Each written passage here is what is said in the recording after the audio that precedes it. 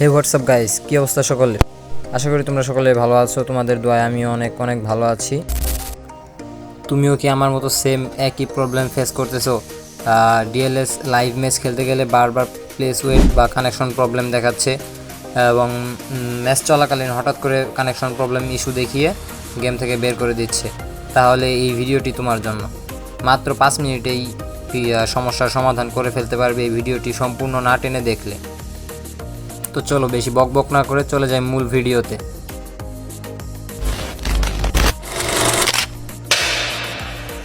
ফার্স্টে তোমাদের সাথে এই সমস্যাটির কারণ নিয়ে কথা বলবো। এই সমস্যাটা মূলত 4টি কারণে হয়ে থাকে। ফার্স্ট অফ অল, 1 নাম্বার হচ্ছে নেট স্পিড কম বা পিং বেশি।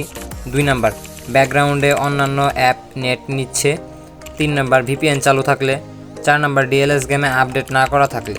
এই সমস্যাটা সমাধানে তোমরা যা যা করতে পারো।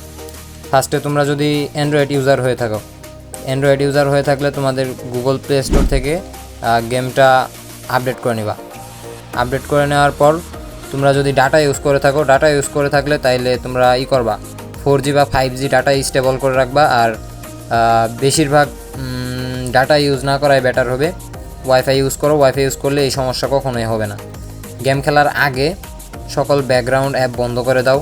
ভিপিএন যদি বাই চান্স কোনোভাবে ইউজ করে থাকো তাহলে ভিপিএন অফ করে দাও। যে প্রসেস বললাম এই প্রসেসে যদি তোমরা সকল সেটিং করে নিতে পারো তাহলে ইনশাল্লাহ আর কোনো সমস্যা হবে না।